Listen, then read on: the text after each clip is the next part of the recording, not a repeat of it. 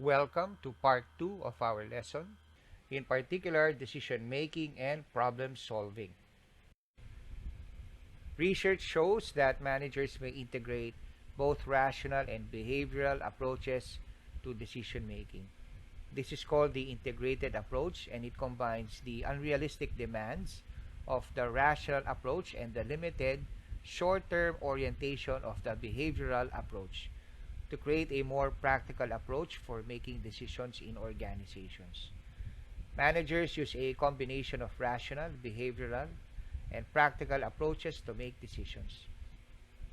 Research has shown that speed of decision making is not a factor in the quality of the decision. There is also a phenomenon known as group polarization. This is the tendency for a group's average post-discussion attitudes to be more extreme than its average pre-discussion attitudes. Why does polarization occur?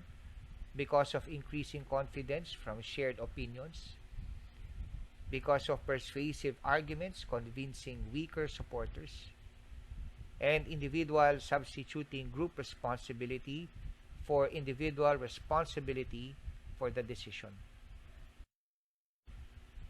Another group phenomenon is groupthink, a mode of thinking that occurs when members of a group are deeply involved in a cohesive in-group and the desire for unanimity offsets their motivation to appraise alternative courses of action. In other words, groupthink is a psychological phenomena where we agree with other people just to keep the harmony of the group, even though in secret we don't agree with them. You may be group thinking if you experience the following symptoms. You have an illusion of vulnerability. You rationalize or discount warnings. You have an unquestioned belief in the group's morality and ethics. You carry a stereotyped view of the enemy. You feel pressure against alternative opinions.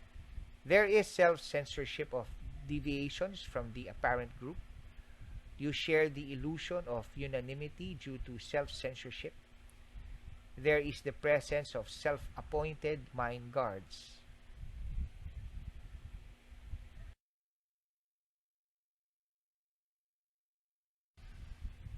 Groupthink can occur when a highly cohesive group with a directive leader is under time pressure. It can result in a defective decision-making process and lowering of successful outcomes.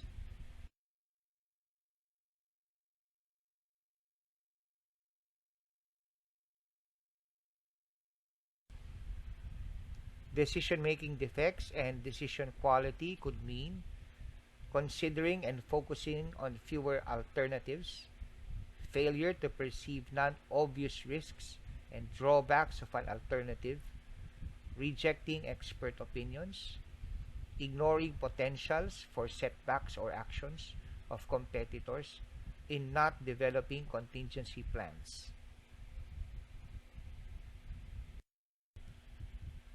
There are many ways to prevent groupthink, categorized here under 4 prescriptions.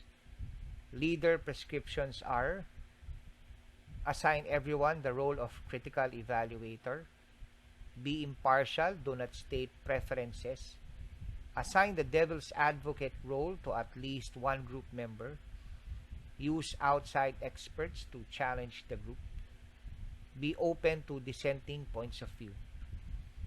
Organizational prescriptions are: set up several independent groups to study the same issue, train managers and group leaders in groupthink prevention techniques.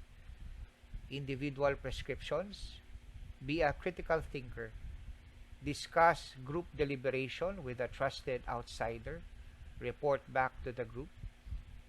Process prescriptions: periodically break the group into subgroups to discuss the issues, take time to study external factors, hold second chance meetings to rethink issues before making a commitment.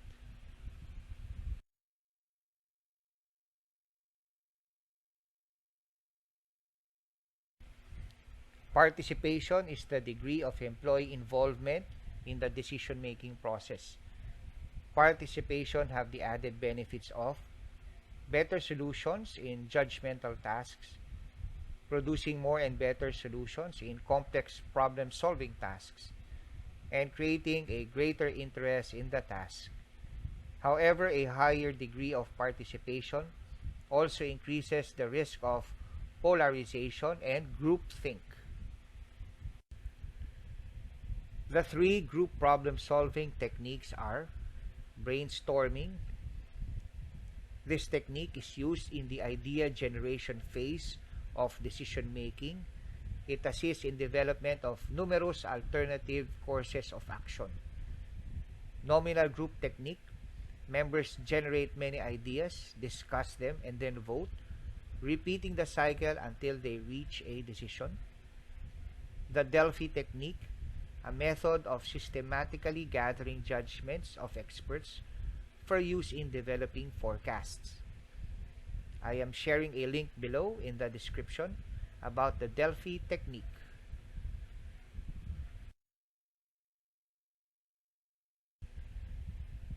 Individual creativity is important in groups. Creativity is a person's ability to generate new ideas or to conceive a new perspective on existing ideas. Creative individuals share three traits: background experiences, personal traits, and cognitive abilities.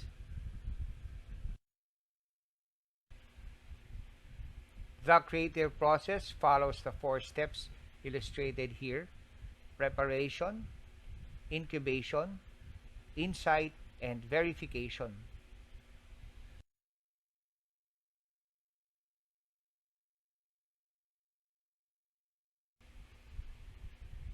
Preparation is the first stage in the creative process. It includes education and formal training. The second stage is incubation.